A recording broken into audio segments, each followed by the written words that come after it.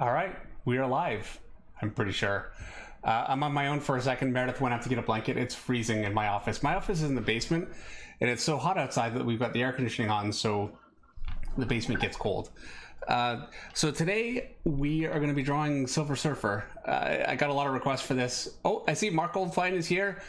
It's good to see you, and I actually caught you this time. Thank you for coming. Thank you, Postmaster Dan, Bucky Buck, The Door, and Lance DeBoyer's here, Dude Powers here. Okay, Meredith's here, so I think we're ready to go. Well, give me a minute. I gotta get my computer. Give her a minute, but yeah, we're going to be drawing Silver Surfer. I got a lot of requests, and it's a character that's completely metallic, so I thought it would be a good chance. That's another thing that I got a lot of requests for is how to draw metal, and I thought, well, what better way to draw an entire character that's completely made out of metal? So here we go. All right, not a person. Good to see you. I'm getting there. All right, here we go. We're going to start. I don't have Wi-Fi. You don't have Wi-Fi? This could be rough. Hopefully you'll get it. Okay. And I'm going to quickly change screens here because I want to make sure that, all right, on this one I can actually see where I'm drawing because I'm already off the top a little bit.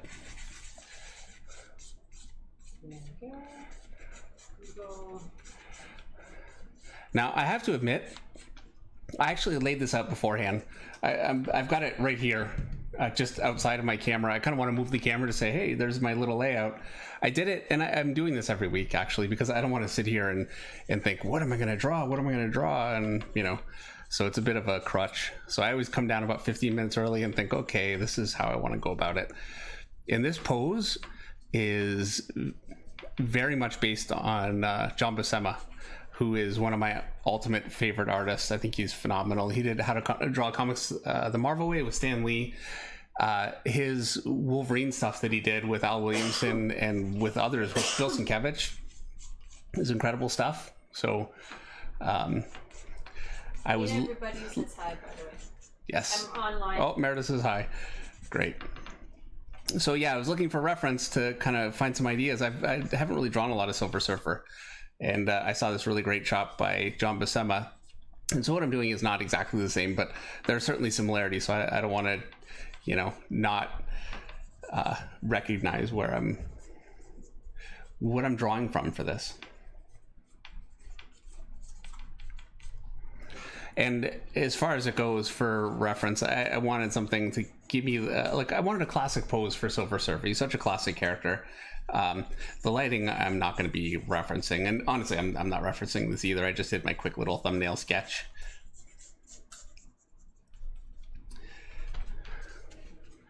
Let's go back. All right, here we go. Questions.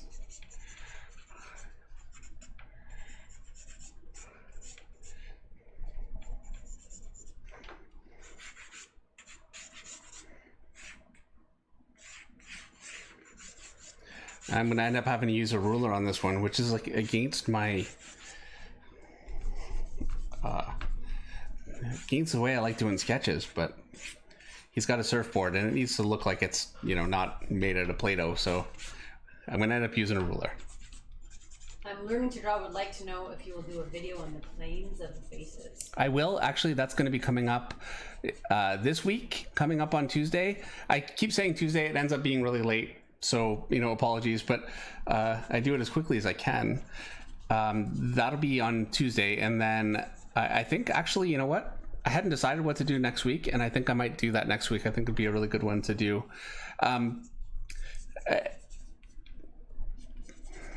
Really what I was thinking for the first heads video is doing more of a drawing heads from different angles, getting all the simple shapes and working at a bunch of different angles. And in that, I'll be able to cover planes. I will try to bear it in mind when I do the video. Oh, we got a super chat from King Everett. Hi, King Everett. Hi, King Everett. Good Thank you so much for the super chat. He would like to know, hold on, where did it go? Scroll down. Will we ever get scenes or fights more than one character? I actually have a sketch coming up. I'm a little afraid to do it. It's hard to do over 2 hours. It's hard to do over 2 hours. So what I might end up doing is maybe next week, because I've got a commission that I've got to do, and it's Spider-Man versus Venom, which I'm pumped to do. We could do it over 2 weeks. Or you know what I might do? I might, like, you could do the first 2 hours, and then I'll just drag effort down here. You can do the rest. Or you could do it over 2 weeks. Or I could do it over one way or another. We'll figure it out. But I think it would be good to do that, and just getting characters working together in relationship. Just because like 4 hours, like I know there are hardcores out here who are going to say, no, yeah, do it all in 4 hours, but we'll end up with 5 people watching by the end of. Because after 2 hours, people are like, I got to go to bed. Like, yeah, I just hate to not. People who stay up late. I think it's okay to do it in 2 hours. I know. Everybody can hate me all. I take the hate, but I think we'll do it in two I just hate to have not a finished sketch, you know? I know. But they'll have to come back to see it finished. There you go. Alright, so I had another question. So yes, the answer to King Everett's question is yes, next week, but it'll be done in 2 weeks. All right. Lay out both. You know what? That's okay. That's what I'll do. I'll lay out both. Yes. I'll get a bunch of it done, and then the Venom figure is going to be bigger, and so I'll do that the second week. It'll take longer anyway. Yeah, so it'll already be laid out. It'll be laid out. Which brings me to Chris Notes' question. David, can you please talk about how you find the pose for the image? That was a good segue, by the way. Yeah, it was. Well, Chris, the way I do it is there are a few different methods.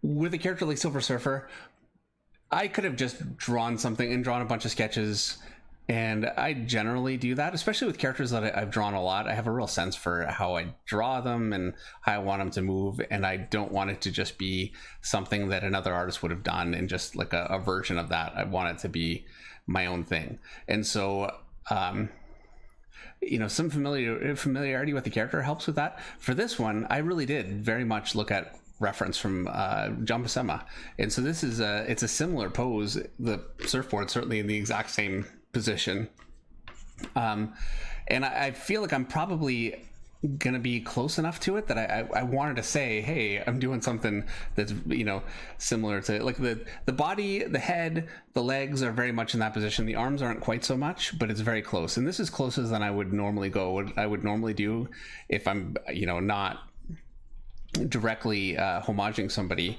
would be to maybe draw a couple of sketches of that image, get a feel for it, and then just put it away and just try a few things on my own with that in mind. And it's gesture drawing. I say it over and over again, but it really is. The more you do gesture drawing, the more comfortable figures in motion will become for you. There's no way I know how to say it other than that. We have another super chat, David, from Gaston Magalenes. Thank you very much for the super chat, Gaston. And he would like to know, how do you get out of artist block? The truth is, artist block for me, it's a couple of things. It's lazy. Hey. Oh, I'm sorry. Did I say that out loud? Yes. It's lazy, really. It's I tend to get really bored with drawing the same thing over and over again, and I just want to do a different project. And I've actually left projects because of that before, foolishly, because I don't realize that after a week it passes, or 2 weeks. And you just get sick of drawing. I love drawing. I love doing, and there's nothing I enjoy doing more. But there are times it's just tough, and it feels like the work that you have to do it just gets overwhelming. And the only way I know how to get through that is you have a deadline, you have a responsibility, and drawing is a lot more fun to do than a lot of things. And you really need to just suck it up and do the work, and do the work when you don't want to. And when you're feeling blocked, maybe it won't be your best work. And that's possible, but it will never be your best work if you allow yourself to stop every time you just don't feel the mood. I feel like am I the only one buffering right now? While we're buffering, we can ask a question from the door 117. He wanted to know if you could rough in all the muscles this time for all the bad artists, or would it take too long? But I feel like you kind of really do rough in most of the muscles. Yeah, okay, you know what? I actually will rough them in a little bit more clearly. So I've got my shoulder Here's my frontal lobe, my middle, my back. This is my bicep here. My tricep is here, and there's a connection right there. Here's an arm muscle. I know how to draw them, I don't know how to name them. These are all the extensors for the fingers. And this one actually goes, I think, to the thumb, if I'm not mistaken. So I've got these kind of roughed in. On this arm, I'll do the same thing. And they're just interconnecting shapes. And then here's this side of there's my muscles for my shoulder, and my chest muscles come out really from this point here. So you can make all the striations on your chest work properly just by coming from where it connects right there. And that'll do it. And here's my rib cage. And I've got like an interconnecting kind of a thing here, which I didn't sketch in at all. So here you go. Here it is, properly sketched in. I say properly as I screw it up. Let me try that again. And while you're doing that, we have another super chat from Danielle Castelli, and he says, Dave Finch is making Sundays great again. Thank you very much, Danielle. I really appreciate it. Thank you. And thank you for the super chat. Yeah, I love that we're doing this on Sunday. It feels like, hopefully it's a day that works for you guys. It's a day that really does work for us. It can be difficult to find a time, not only that I can do this, but also Meredith can. And we just bought a puppy. Puppy's upstairs right now. Home at 5 o'clock today. Yes, we just got the new puppy today, and so it's been a bit of a wild day. So there's my lat. I've got all these defined in here. These are maybe you know what? I've never felt the need to learn the name of the muscles because I always thought it was a waste of time. But now that I'm actually trying to explain it, I'm really feeling it. So just call them muscle 1. Muscle 1. There's muscle 2. These ones connect like this. And these these 3 muscles are very similar. They're to your traps on your triceps on your arms. Same kind of a deal. And these are, again, very similar to what you've got on your arms too. Dave, Salvo Melania said, haha, Dave, you'll be interested in knowing that Jim Lee said the same thing. I know how to draw them, I don't know how to name them. And didn't Jim Lee, he was going to go to school to be a doctor, so if Jim Lee doesn't know the name of the muscles, then you're safe. That's right. I've got an excuse. Jim Lee, no excuse. Oh, hold on. Don't tell him I said that. Somebody told me how they cured bronchitis. They had it for 30 years and they cured it, So how did they do it? I don't know. Oh. It just says continues, but I don't know where it continues. So they should. Okay, so there's all my muscles actually roughed in. Oh, you know, I'm missing a little bit of shoulder here. So there you go. That's how I would actually rough in the muscles. Truthfully, I don't really generally rough them in as much as this, but I did for a very long time. And I would definitely recommend that you do it more like this and really know where all your muscles are going. I definitely would like to do, and I'm going to do legs this week. We'll go much more into detail about how all these fit together, and more importantly even than how they fit together, because that's something you can get from an anatomy book, how to interpret them and lay them and make them look good.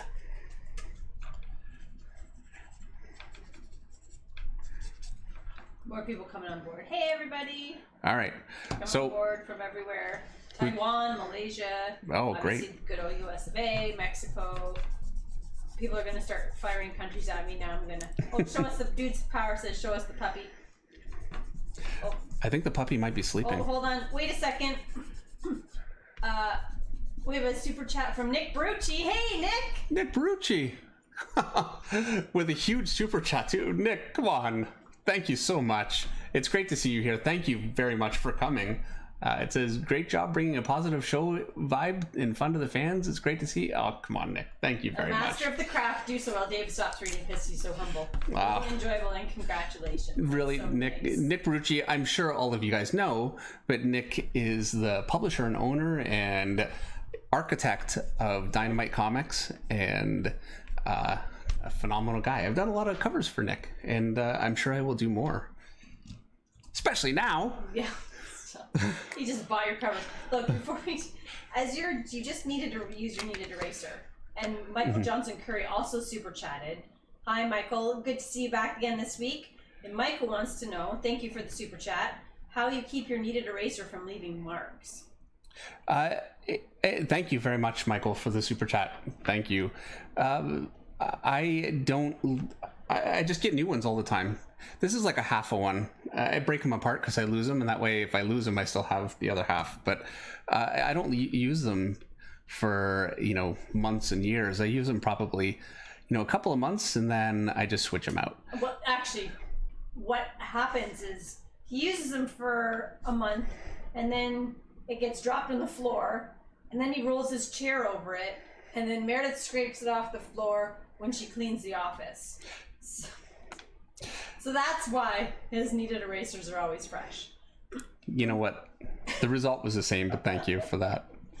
We have another super chat from Chase Collins. Thank you so much, Chase. Thank you, Chase. Thank you very much. Says, this live stream has been so positive for me. Will there ever be an Art of David Finch book? I failed art class in high school. Welcome to the club. Thank you both. Yeah, and thank you again for the super chat. It was very much appreciated. Will there be an art book? I don't know. I don't know. I mean, we should do it, right? One of these days. You know what I think would be fun to do, what I would really enjoy, is maybe doing an art book of all the drawings that we're doing here. Actually, that's a great idea.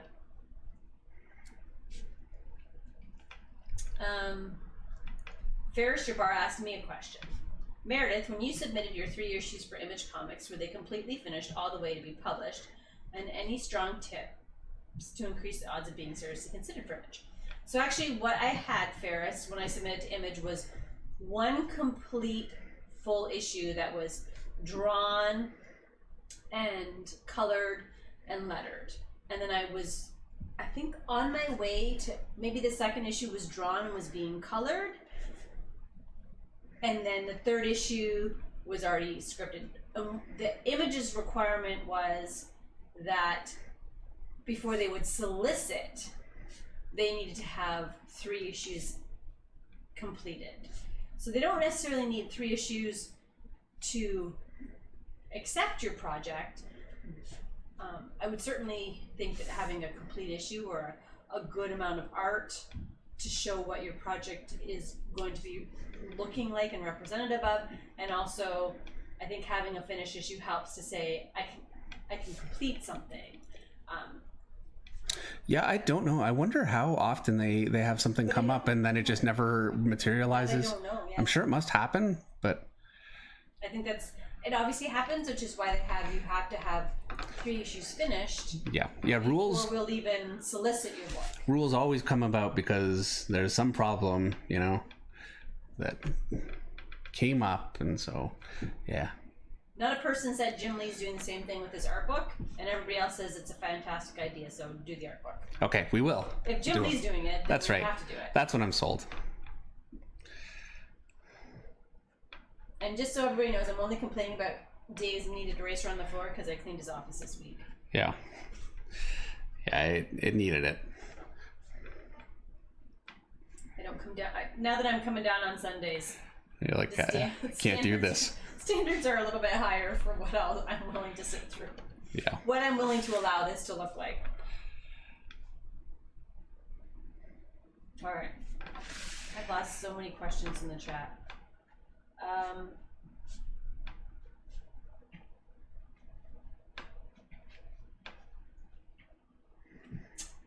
Let me see.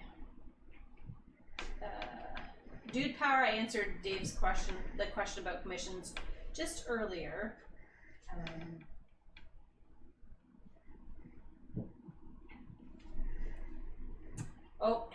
Henry Jeremick says, Dave, on Jimmy Ray's channel, you gave me the nickname Bad Penny, but can we upgrade my nickname to Bad Nickel because we don't have pennies in Canada anymore?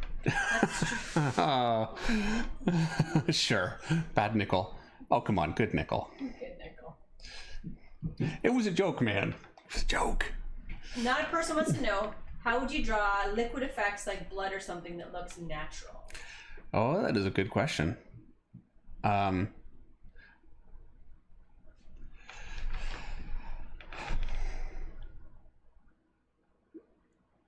Well, okay.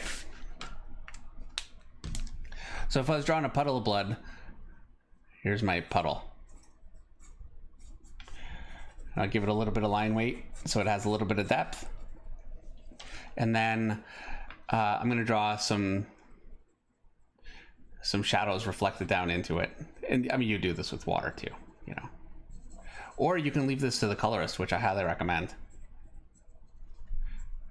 This is the nice thing about colors nowadays, is there's so much you really can get away with not doing. So there's like a puddle on the ground. Now to do spraying water or blood, I'll draw like a little ball hanging off here. And I just try to keep my shapes dynamic and not all the same kind of size. Overlap a couple of drops.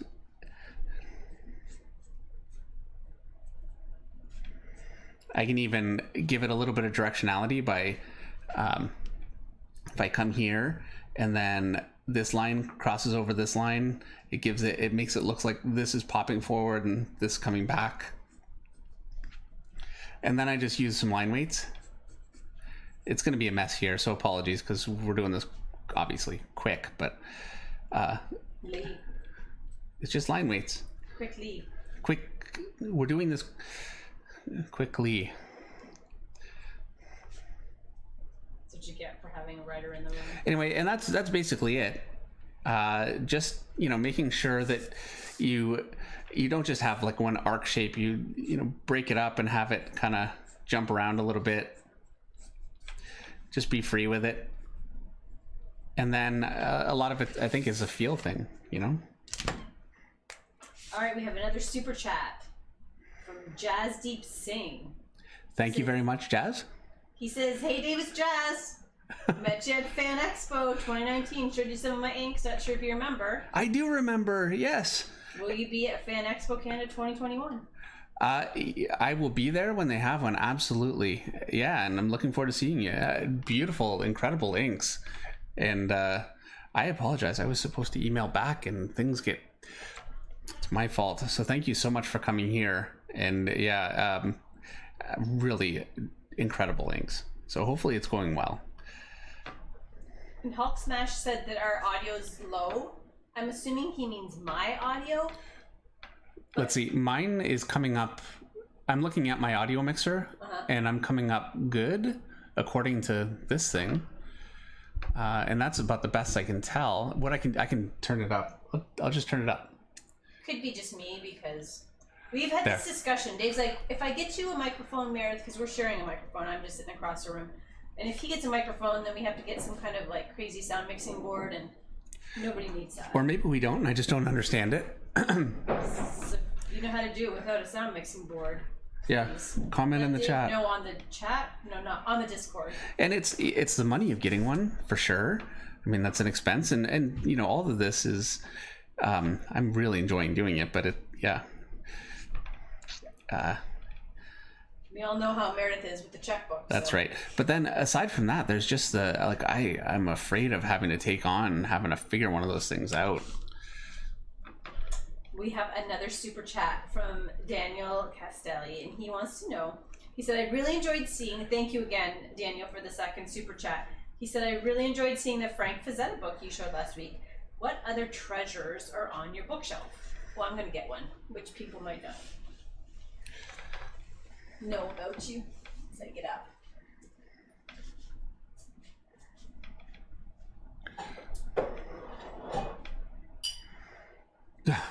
I really don't think that's what they meant. Well, I'm going to get them anyway, and then we'll find books too. But this is kind of fun. Oh, I'm giving him wrinkles on his foot. I'm going to have to erase it. Here's Not two thinking. things you can show. And then you can get something. How about this? There's a treasure on your bookshelf. Okay. He meant other books. I really know did. he meant other books, but now I'm just being difficult. Okay. I got to meet Jay and Silent Bob, and that was very cool. So There you go. Oh, it's not there. Jane Silent Bob. And they were great. And she wanted me to show you. So years ago, we did this charity dinner, and so I did artwork for the bottle. There it is. I don't know. Anyway, there you go. I'm not even showing it. Come on. But I will show you actually something. I was just talking to Eric Grove, and I was showing him this book.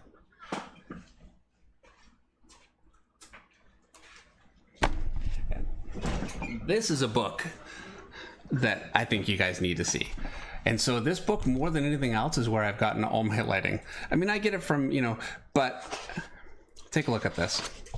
This is Superman Aliens by Dan Jurgens, did the artwork. Kevin Nolan did the finishes, but really when Kevin Nolan does finishes, it's his artwork.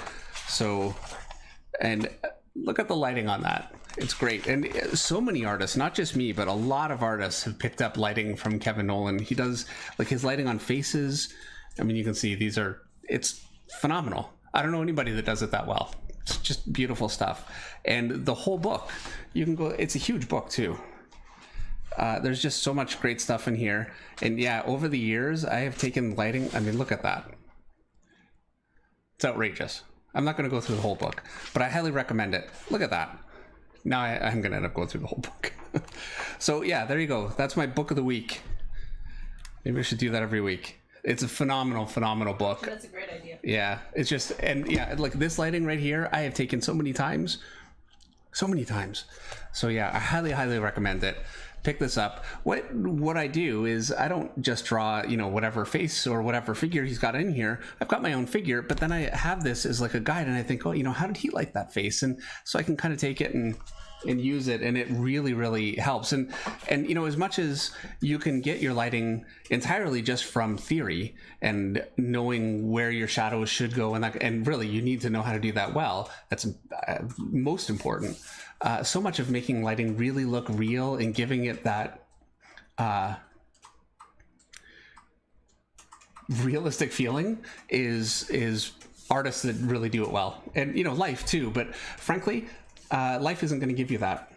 Kevin Nolan will give you that. All right, let me grab my ruler. I'm gonna have to turn this around a little bit. Well, that answers Jimbo Slice. I had to, took me a bit to remember to read that. Jimbo Slice 5599's comment, which is, would a video on your favorite literature resources for drawing be a possible video? But instead, Jimbo Slice will just include every week one of your books. Yeah, I think that's a great idea. I think that's a fabulous idea. And, a lot more interesting than a bottle that I did for charity 15 years ago. Come on. Our audio is echoing, apparently. Maybe it's too loud now. Oh, what's happening is it's capping out here and there because I turned it up. Yeah. It's like no win. I'm gonna put it. Yeah, I'll put it where it was. And apologies. I hope that it's working for most everybody. I haven't changed anything since last week, but yeah, I have it set right now so it stays out of the red on my little dashboard thing. All right, so we have another super chat from Travis Starling. Hey, Travis. Thanks for the super chat. Thank you very much, Travis. Hey, Meredith and Dave. Love the channel. With the current climate of crowdfunding comics, do you think one can break in as strictly a cover artist? I don't think so. It is extraordinarily difficult. I would never say no, but generally speaking, for covers, does that look round?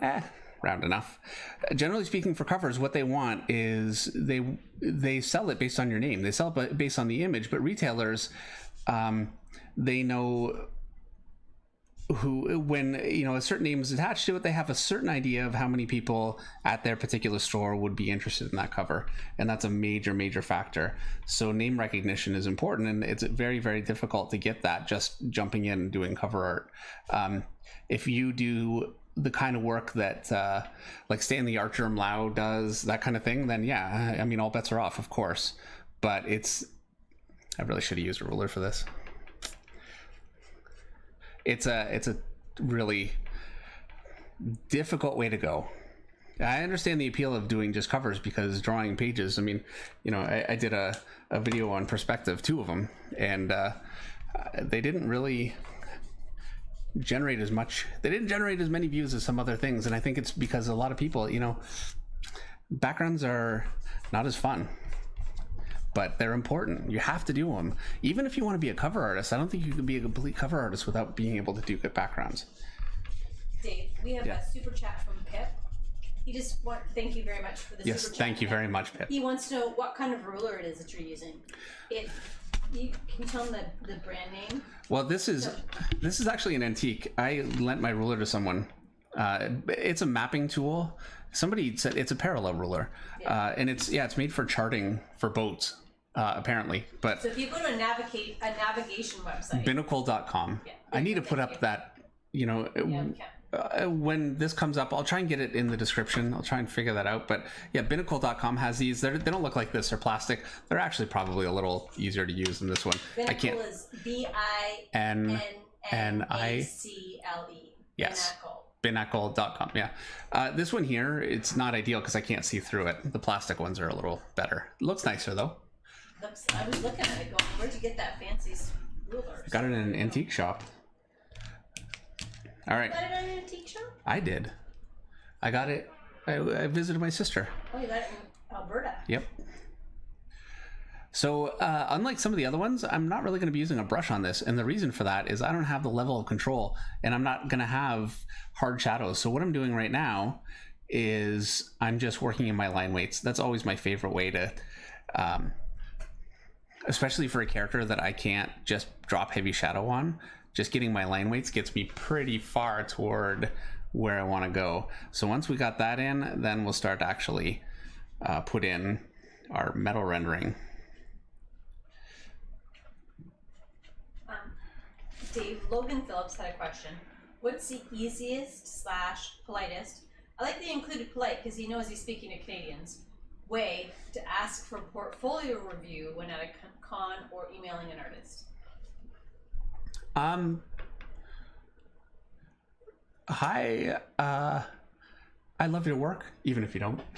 It's nice. Would you please look at my artwork? I would say that's about it. I mean, I really don't think there's a protocol to it, and I don't think you should be ashamed of asking. That's how we all did it. I brought my artwork to conventions, and every artist I could find, I would hit up for critiques. And I got some that were truly useless. People just didn't want to do it, and saying, "Yeah, it looks nice." And then I got other ones that were incredible. Like Kyle Hotz, I think, gave me the best critique I ever got, and it was a cornerstone of my career because he was actually the one that put me on to Bridgman and put me on to how to study Bridgman. By the way, if you're new here, how you study Bridgman is you draw every single picture in that book, every single one. It's a job, but it's worth it. And then what you do is you open the book, you look at a pose, close the book, and then draw it from memory, and then look at the next one, do the same, and do the whole book that way. If you have the fortitude and energy to do that, you're gonna make it, and you will come out a different artist after doing it. It worked for me like magic. It really made such a huge difference. And what it meant was when I started looking at other artists and making decisions about my art based on how I felt about how they approach things, I had the foundation that I needed to be able to do that. Before that, I was trying to copy Jim Lee and Mark Silvestri and my favorite artists, and it was just not working. So that's how you do it. I feel like I went on a tangent. I can't even remember what the question was anymore. Sorry, I'm answering questions in the chat. Okay. Okay. That makes me an awful person. I got distracted. I asked a question and moved on. Oh, yay, super chat. That saves me from having to look for another question. Super chat. Thank you, Jackson Taylor. And there is a lag, everybody. Even I'm getting a lag. Dave, are you familiar with Ruby Nebres? And if so, is he an influence? And do you still stand behind tomato ketchup chips over Putin? Yes. Thank you very much for the super chat. I appreciate it. Rudy Nebres. You know what? I got a call actually from Jim Lee 15 years ago, probably. I say everything was 15 years ago, a long time ago. And that's pre-Meredith. Yeah, they were debating at Homage Studios whether I was looking at Rudy Nebres, and it's Jim Lee, you know? And so I thought, I don't want to say no. So I said, yes, he's a big influence. And he said, I knew it, you know? But truthfully, I wasn't actually. I think we just ended up with a similar, and since then, I have actually gotten some of his work, and I have been influenced, but yeah, not for the longest time. It's more because we had a similar feel. Now it feels like I'm trying to deny an influence, you know what I mean? Like I'm not lying, really. But I think he's incredible. We have a super chat from SCS Powerlifting this week again. Hey SCS, good to see you. And we just have a super chat from us, so shout out to SCS. Yes, thank you very much, SCS Powerlifting. Again, he's been here a few times, so always appreciated. And another super chat from Pip, who had the ruler question. How do you like to work with writers? Full script? It depends on the project. And thank you, Pip, for the super chat very much. It depends on the project. If it's a crossover project with a lot of characters and a lot of moving parts and that kind of thing, then I'd prefer full script because the room for error is just so big, and the writers are in meetings all day long for weeks working out all the different parts that go into the story, and I don't want to be responsible for that. So the last thing I want to do is have to change a bunch of artwork because I wasn't aware of a particular thing. So I'd prefer a full script on something that's a little bit more intimate, like Moon Knight or something. Now I did have a full script for Moon Knight. I would have preferred to have more of a Marvel style script. Marvel style just means just written out in sentence form, page 1 has this and this and this happen, and then you work it out as the artist. I think generally that's a better way to go. It depends on the artist too. You have to have a good for writers, you really want to have a good relationship and know what your artist is going to do. Not a person said you should do an art supply Amazon list and put it in the Discord and in the description. I did. Do you think you do that in your how-to videos? Yes, I have one and I keep meaning to. All I have to do is copy and paste it. The problem is that every time I do this, I forget to set these up, and it's halfway through Sunday. I'm rushing to do other things.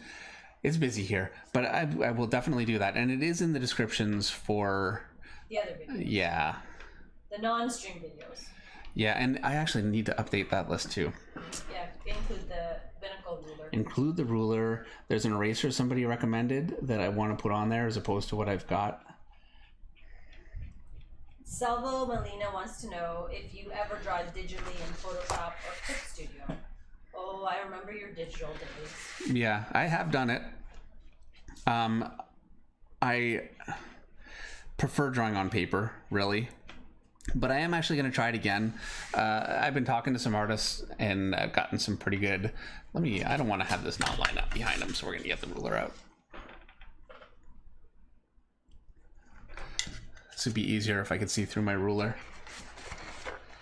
This is why I'm not using it. I ordered you a couple. Oh, you know what? Of them. Hold on, guys. I've got one over here. Here we go. Yeah, I've got rulers. I ordered you a couple from Binnacle. Yeah, I don't know what happened to them. I do know what happened to them. You just keep giving them away. That's right. All right. There. Now I can actually see and make sure that I got my lines where I want them. How many lines does he have on his surfboard? He's gonna have 4. No idea. Me neither. But he's gonna have 4.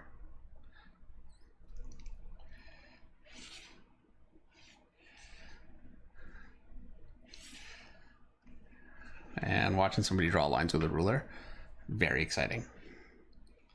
This is the height of entertainment right here. I'm getting sleepy. So sleepy. Oh, we have another super chat from Daniel. Thank you again, Daniel. In '94, I bought Jim Lee's How to Draw video, and it was amazing. Todd McFarlane owes me my money back. I waited 4 weeks. Today's kids have YouTube. #bitter. I learned a ton from that video. I know it was a video with Stan Lee did the narration. It was Jim Lee, Rob Liefeld, Todd McFarlane, and Wills was in it. Wills Portacio. And Yeah, I got so much out of that, and I have to say, it was Rob Liefeld laying out a page really quickly, just with little simple shapes, that blew my mind the most. Because you look at a finished page and it just seems like this insurmountable. Like, how do you get there? You know, how do you break things down and make it make sense on you know, in a script on a page? And he broke it down so simply that I just thought, okay, I could do that. That works for me. All right, so he's drawn in, he's got his line weights. We're ready to go with some actual metal rendering. Oh wait, here, let me give him a little there. I'm trying to sharpen my pen. I'm confused. While you're sharpening your pen, Yeah. Von Kiluko had a question for me. When writing a story, do you know the entire story in your head before you type a single word, or do you know the ending and work backward? What's your method? I would say that I had a less detailed idea of how my stories were going to progress early on when I started, and I knew exactly how they started, and I didn't necessarily know how they would finish. But now I really have in my mind, I think the most important thing is the arc the character's going to take. So what is the point that the character's at the beginning of the story, and what is the journey, or where are they going to end at the end of the story that's different from where they were at the beginning? So where are they growing? And that is always the place I start all of my stories from now. I don't write a story if I don't have a way in which I know the character is going to grow or change. Yeah, more important, I think, than theme, you know? Yes. As important as theme is, it's the characters. For me, certainly it is. I think that's my strength. I think there are other writers who write differently and can probably go about it in a different way. But certainly for me, I need to know where my character's starting and then where he's going to end. And then that informs the journey he's going to take and the other characters he or she, the other characters I'm going to bring in. So hopefully that helps. Yeah, you say he or she, but generally for you, I would say it's... So I know I said he, but I'm pretty much always write female characters. Yeah. So he, because you're drawing Silver Surfer. There you go. All right, I feel like I missed a super chat when I was doing that. I did. I missed a super chat from Page One Comics. Thank you so much, Page One. Yes, thank you. He says, she. See, I'm like he. You two make an awesome stream. Thank you so much. And he's looking forward to that cover. Thank you so much, Page One. Oh, Page One? Yeah. That's Jimmy. Oh, is it? Yeah. Oh, hey, Jimmy. Never mind. That's Jimmy Reyes. Oh, we have another super chat. Hey, Jimmy. Thank you. Jimmy. You're such a goof. James Gilbert. Dave. This is a super chat from James. He wants to know what you do to fight creative block. So thank you, James, for your super chat.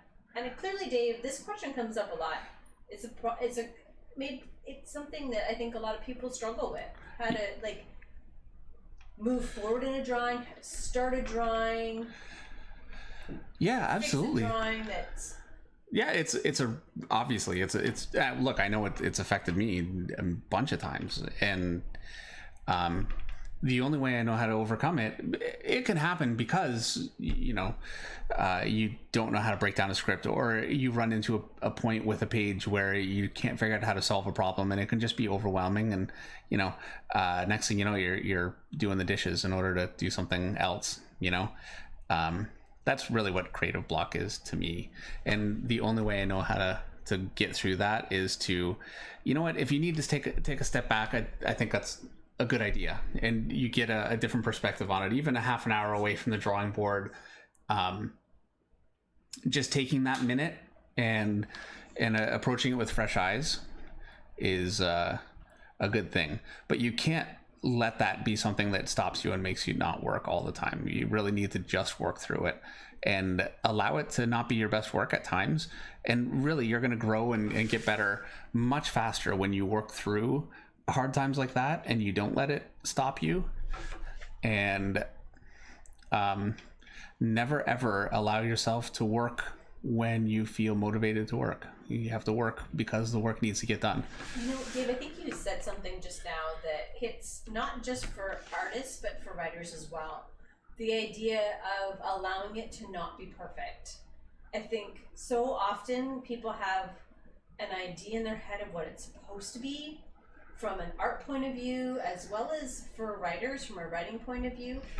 And the fact that you're not able to make it perfect, or that you're afraid that what you're putting on the page isn't going to accurately reflect the vision in your head, is, I think, what gets in the way of a lot of people. Which I think is such a shame, because I guarantee a year or 2 years from now, you're going to hate every single thing that you do right now. Absolutely. Because you grow, and as you grow, you will strongly dislike the work that you're doing right now, and putting so much into one picture where, you know, it's, if it doesn't work, it's damaging to your ego. You really need to be careful of that. It's like when you're a kid learning how to write. You look at your parents' handwriting and you're like, I'm never going to write as well as my parents. But kids don't worry about not being perfect. They just do it because they have to do it. And that's how I think you have to do your artwork. If you're writing, if you're worried about being blocked, just do it. Don't need, release yourself from the burden of needing to be perfect. I think is that, my friends, is your moment, your Zen moment for the night. Wow, we're getting very serious now. We can wrap up the stream. Everybody just needs to release themselves from the obligation of being perfect. Thank you, Meredith. You're welcome. It's very profound. Everybody can, you know, line up and oh dear. I just want to say, because I'm drawing all the metal right now and I haven't really been talking about it at all. Let's talk about metal. The way that I do it is the same way that I draw everything. I know I've decided I'm lighting it from here up here, and I have another light coming from here.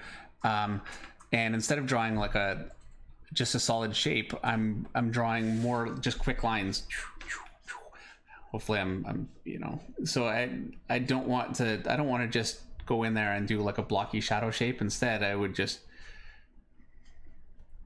and I can only get so thin with this pen, so when this is done I'll have to go with the other pen, but I get the same thing and I make sure you want to move your arm, not just your wrist, and just be fast with the lines as much as you can. Don't work it out like this, because it's not going to give you the look you're looking for. You want something more flowing, and the way to get comfortable with it, the way to do that effectively, is to learn which way your hand goes and then just flow along the way your hand goes. I tend to be more comfortable going this way. Some people are more comfortable going that way.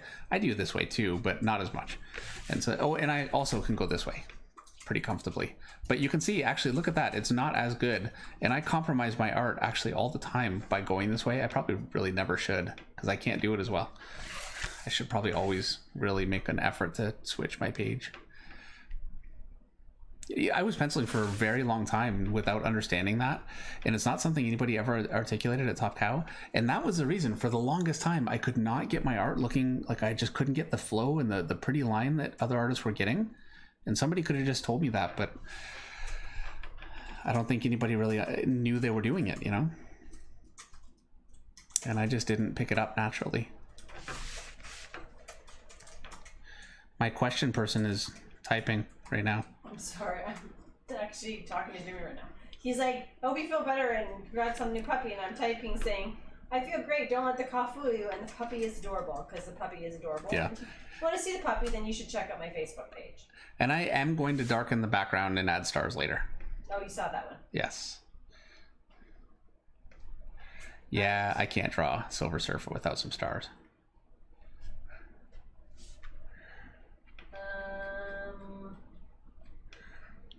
Somebody said there's 560 people watching. Well, that's great. But I must be really light, because right now I only show 423. Dave, DPLA Art says, when are we going to see interior art on a comic? I'm missing your art in the comics. Next year. It's coming up. And thank you. And Alpin says, Yeah, I'm doing a Batman right now, and I think it looks great. But I know in a year it'll look like poop.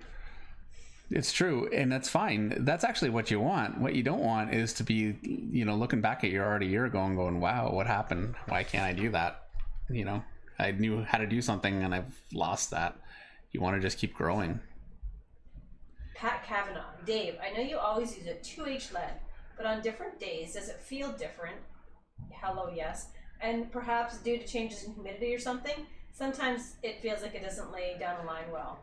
Yes, absolutely. I find a 2H lead is my favorite. When it's really humid, it's torture. You complain about the paper. Yes. Like when we go to the cottage to visit my parents and there's no air conditioning. Yeah, it's a real nightmare. And so what I end up doing then is I just switch to H. That's fairly rare. Like I prefer 2H, but I definitely switch when I have to. So I would say, yeah, if it's feeling like you're fighting it and you're really not getting it to flow, don't fight it. Just switch. H is the next hardest, next harder, and yeah, just go for it. Ricky the Green Man wants to know, hey Ricky, from last week, I remember him. Does the cast shadow rule still apply to metal surfaces? It does. And I've got a bit of a cast shadow in here, right in there. And I've got a bit of a cast shadow here. And now I'm not cast shadowing as much for sure, but yes, the same rule absolutely applies.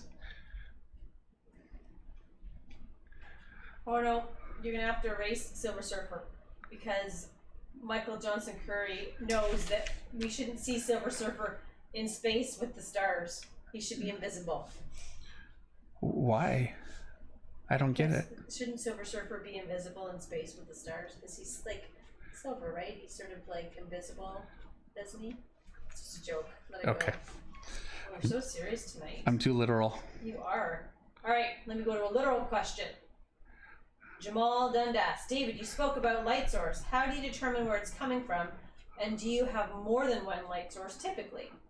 I typically have one major light source, and that'll either be, and I'll light something from below sometimes, but I only ever do that if I have, if somebody's lit, for instance, from a fire that they're standing in front of, or if they have a gun, or if I really want to make something look, somebody look really afraid and dramatic, I'll do that. Generally speaking, that can be a bit of a, it's a strong light source to put on somebody just for nothing, and it can be distracting. So I go not usually directly from above, but from about 3/4 one way or the other way, and I'll base that generally on, I think, what's going to show the shot the best. And then if I'm on a page and panel 1 is lit one way, I really try to be consistent. So the next panel, I'll end up actually fighting with the lighting sometimes because I'll have lit it in a way that isn't ideal for the next panel, and that happens. But and then I've got just this really is more of just a bounce light than anything coming off the other side. It's not really it's a light source for sure, but it's more just reflectivity. I do that quite a bit though, because it's a really good way to get characters to come off of each other. If I draw just a completely dark shape on one side of a character, then it can blend into characters behind and they can get a little bit muddled. So I like it. I find it much more effective than using like a line of whiteout to delineate around characters. I prefer not to do that. I do that. I mean, really, I don't have too many rules that I won't break if I think it's going to work. But I definitely think it's helpful to, have rules. And Michael Johnson Curry confirmed what he was saying was that Silver Surfer would be reflecting the stars on his surface. Oh, yeah, he would be. I can't draw that. It's comic books, man. See, it's science. Sometimes science and comics doesn't work. But thank you for clarifying, Michael. It was good. It was fun. And we were over 600, but now we're not. But that's the second week in a row. I just want to say that we hit over 600. That's great, yeah. Even if it was for brief. Then everybody was like, oh my gosh, it's Sunday, 4th of July, I gotta get up in the morning. And they went to bed. Yeah. Trying to look back for questions. I refreshed my page and I lost my place. Wayne Phillips, loved your version of the Predator they showed off when they made the announcement. Oh, thank you. Thank you very much, Wayne. Do you plan on working on Predator and Aliens in the future? And somebody else asked a question earlier on about drawing. Was it a challenge to draw those characters? Well, the biggest challenge really was they said, can you draw, Predator and Alien? And nobody specified. So I really had to use my head a little bit. I guess I could have asked. I hate asking questions. Terrible that way.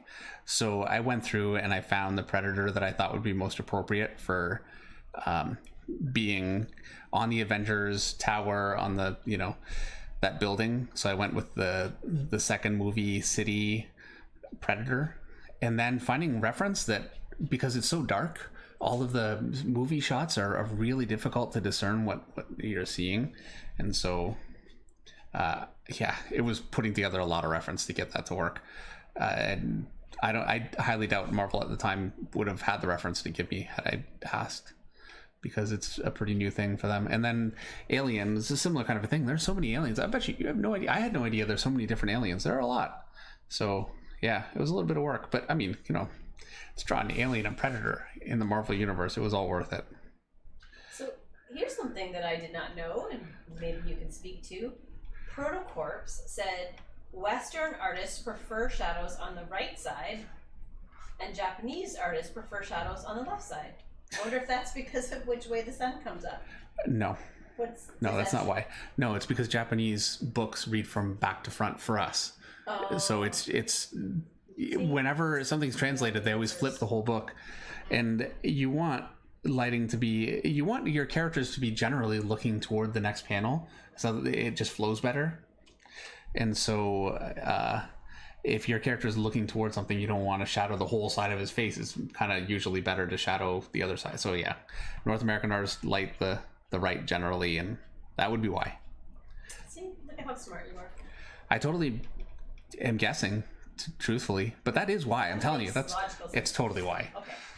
All right, we have another super chat question from Daniel Castelli again. Thank you again, so Daniel. Daniel's buying us dinner tomorrow. I watched you draw the most amazing horse head in a video you did about 10 years. I'm guessing that's the Noman video. Oh, yeah. Did you study animal anatomy, or did you observe reference? Reference. And I actually... You did study animal anatomy, was it last year? Or? Yeah, last year. I spent a lot of time really trying to work on that. And so I've gotten much better with it. And I'd be better at just drawing a horse straight out of my head than I would have been before, for sure. But it's a challenge, and with things like horses, that kind of thing, there's less material from other artists to really go from. There's not as much. So I'm really using Life, and I used anatomy books, and it's like this whole process of trying to learn that stuff again from, like the traditional way. It was a real challenge. And I'm older. I'm not as young as I used to be. I'm finding it harder to learn, I think. I'm not going to speak to that dementia. Yeah. All right, Brain Games. A stream or two ago, you guys talked about scanners. Do you get to keep the hard copies for comics, or do they require the physical copies?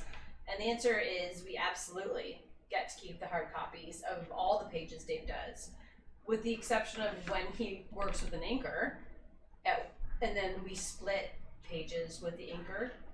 Dave gets to keep 2/3 and the inker keeps 1/3.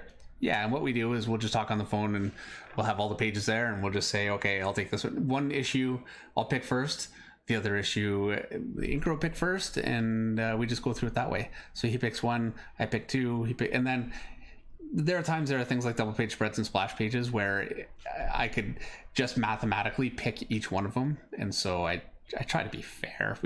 Every inker I've worked with, we're always pretty good about being able to do that without people getting upset, and make sure that it's fair not only in terms of the number of pages, but also fair in terms of the number of good pages, Yeah, you're always pretty respectful of the amount of work that your inkers put into the project. Yes. And I think you try to be respectful and make sure they get... Well, and the pages that a lot of times... Value. The pages that I put the most work into are not really valuable because they're more background focused. They just take forever, and it's the same for the inker. So the last thing I want to say is, oh, hey, you put a lot of work into this one, take that one, because I know, look, it's a business, and we sell the art. So I try to be fair and make sure that everybody has a decent amount of actual you know, if there's Batman, I try not to hoard all the Batman pages. Yeah, if there's a character page or splash pages, we try to divide them evenly. All right, Doomsdayer Designs. Given the homebound nature of quarantine yielding so much extra time, do you and Meredith have any projects you brewed up together? Not lately. No.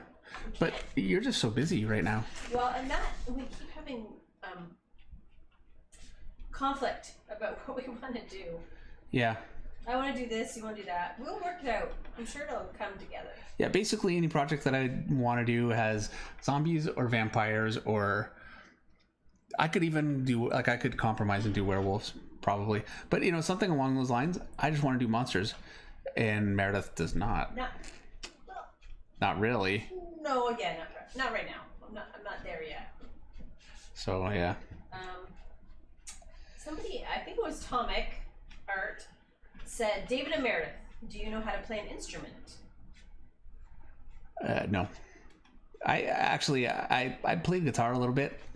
I really tried to learn. I tried so hard, but I have no talent at all, and I finally just gave it up. Meredith is a good singer, and she plays piano. So. Plays piano. Play the recorder. I can play a mean recorder. That does not count. I also inflicted the violin on my children. Yes. In that I made them play the violin, and Everett was quite good, but once he hit like 13, I couldn't. The battle, I gave up the fight.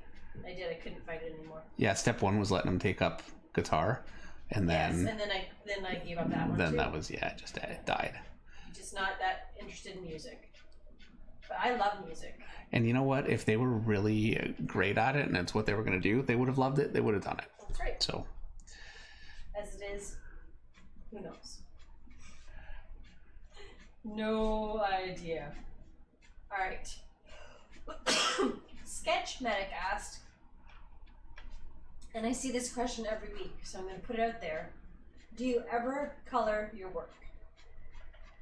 I have done it, not much. I'm going to end up doing it actually pretty soon, because I'd like to do it just for the YouTube channel, you know? I'd like to kind of experiment with it a little bit again at some point. But generally speaking, I've been very blessed to work with some of the best colorists in the business, and I love what they do, and I pretty much always like what they do better than when I try and do it, so I'm a little reluctant to, you know, and there's just so much time in the day. I'd much prefer to paint if I was going to color, truthfully. And I find a really difficult time finding the time to do that too. So we have a super chat from Daniel. He says, Meredith, if you get Todd McFarlane to refund my $24.99 plus $4.99 shipping for that video he did solo in '93, I promise you guys dinner. Oh, Daniel. And thank you again, Daniel. I'm not sick. They know. And then we have another super chat from Jamal Dundas. Thank you so much, Jamal. Okay, so where we're at right now, and sorry, Jamal, let me just say this quickly. This is going quick, this figure. It's Silver Surfer. Yeah, that goes a lot faster. But I've got everything in. Now I'm going to go in with my thinner pen. I'm going to get the details in on the figure, and then the background's going to take a little bit longer because it's a bit more of a, I'll have to shadow it in and put some stars and things in there. All right, here we go. All right, so here's Jamal with his super chat question. Dave, you know what? Sorry, Meredith, I know I'm the worst, but let me zoom in here. I haven't been in this whole time. You are the worst. Yeah. You're the best, but the worst. Yeah. All right, there we go. Oh, this is perfect, because he says, Dave, I struggle with hands, so you're zooming in on a hand. Well, head, but or sure, not. hand. And then we moved over. Anyway, how do you normally approach hands when drawing?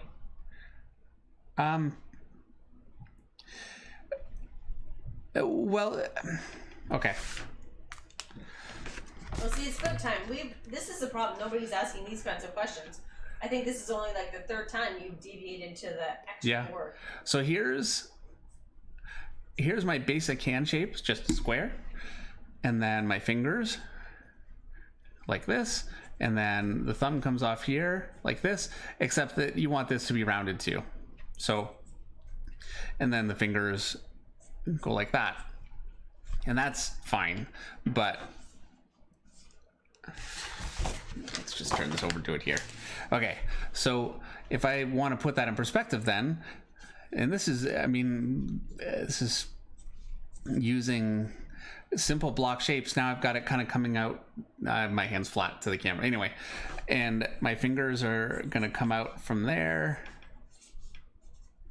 You could draw it all as one shape just like that and draw the fingers on there. And this, you know, until you really get comfortable drawing your simple shapes, I mean, nobody would do this for long.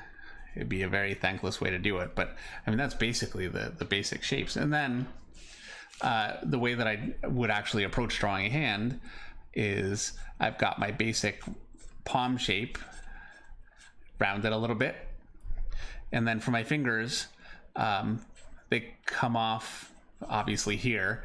And I learned that if I go rigid with the top part where the knuckles are, so ridge and then second knuckle and then third knuckle, and then just go softer like that, it looks like a pretty good finger, as opposed to, you know, and this is actually an animation concept that really works, is, you know, you want to have one side of something be really hard lines and then the other side be soft, and you'll see a lot of animation looks like that, more modern animation, and it's much more visually effective than having everything look like it's made out of marshmallows. So I have another finger coming off here, same concept, and then my thumb, my basic shape that attaches to the hand is kind of here like this, and the thumb would be tubes in perspective like that.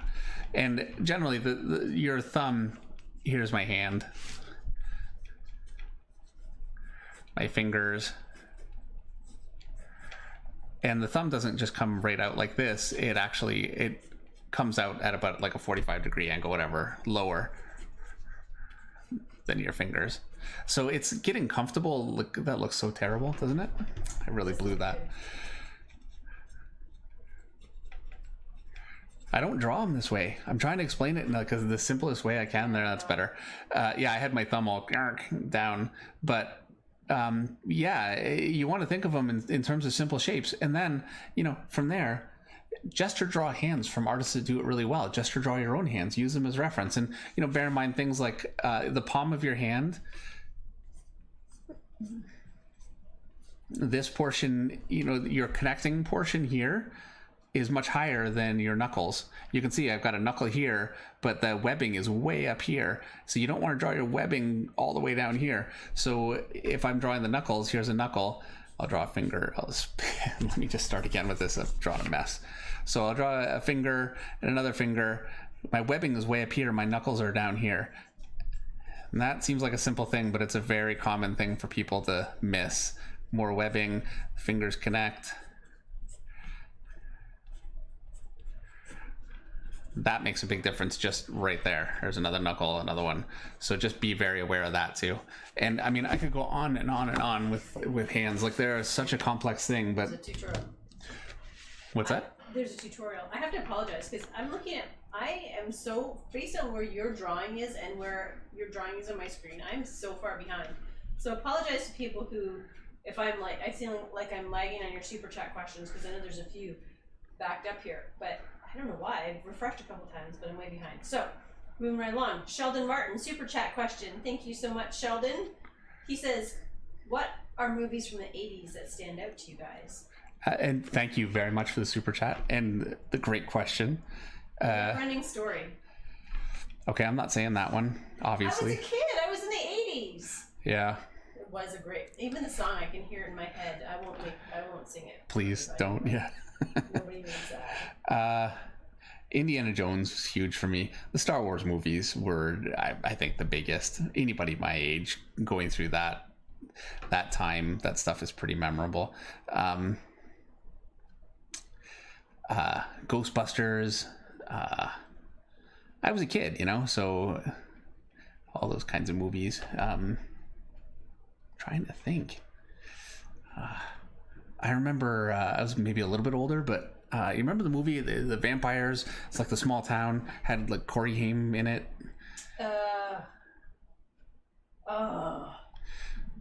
I'm I'm so behind in my chats. I know I'm gonna like, what is that? I want to say Outlander, but it's not Outlanders. But you know what I mean. Yes, I know what movie. Like, Kiefer Sutherland was in it. Yes. Yes. Yes. Anyway, loved that movie. That was great. I'm gonna give him a cash shout out here. You have another super chat from SCS Powerlifting. No question, just a super chat. Well, thank you very so much much, again, SCS. It's very appreciated. You know, it really is. Oh crap! I lost my chat. What happened? I changed my screen. Oh my goodness, I'm helpless tonight. I want to say I spent 8 hours in the car driving today. That's right. So I want to say also this will be the last week of this webcam. So like I'm looking at my screen up here and it's very blurry looking because I've zoomed in. You ordered a new webcam. I got a 4K webcam and that's really going to help with that. It'll be much more crisp. So yeah, it's something that's been bothering me for a little while. Lost Boys, that's right. Yeah. Thank you, Leggy 100 and yes. M Suchuk and M Suchuk. That Maddie? Yeah, Maddie Suchuk's here. Maddie is one of my best friends growing up. Wow. Wow, it's great to see him here. Awesome. And Kanan White, Ferris Jabber, Lost Boys, so many people. It's Mickey Lost Boys. I can't believe Maddie's here. Everybody's saying Lost Boys. We're so bad. Thank you to everybody who's heading out because it's late for them and they have to go to bed. It's only 9 o'clock. Well, if you're in Germany, it's not 9 o'clock. It's 3 in the morning. 3 in the morning.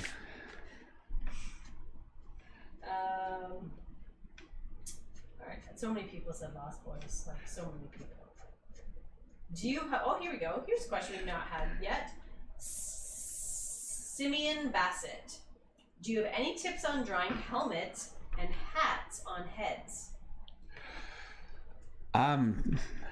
Yeah, as a matter of fact, I do. Okay.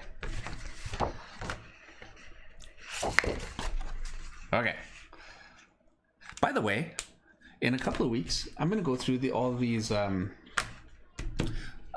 streams and cut out all of these parts here.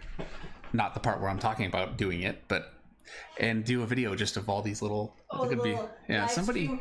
It'll be a live stream tutorials. Yeah. Mini tutorials. Little crappy tutorials. All right. That's great. So I'm gonna draw my head. Here's my guy or girl. We'll draw a girl. I always draw guys. You know what? Well, it's gonna be a very poorly drawn girl. How's that? That's why I always draw guys. It's harder for me to draw a girl and make it. All right, so it's a girl, and see, it's so funny. I always write girls, but I always say guy. Yeah, say guy. That's because I live with a house full of men. There you go. Yeah. It's really why. All right. So to draw a hat, what I'm going to do, this is my line around my head. That would be like she's got a line around her nose. So that would be your hairline, basically. Well, a little lower, and then the brim of the hat is the same, and it would wrap around that, and then the top of the hat goes where the top of the head is. And I think you want, because it's kind of in perspective, probably the front to be a little bit bigger than the back. So let's fix it. It's funny when you draw things, sometimes I'm like, sometimes I wish I could buy stuff that looks like what you drew. I don't know what you're talking about. It's a cool looking hat. Oh, well, thanks. Do you remember that you drew the dress, my wedding dress, and then I went out and got that dress? No. Anyway, so but that's how you do it, really, is you draw the head, draw a line around the top of the head. So here's the top of my head, here's a line around it, the rest of the head. And so, you know, I've got the top of I've got my hat here, and then the brim goes around like that. So yeah, that's basically,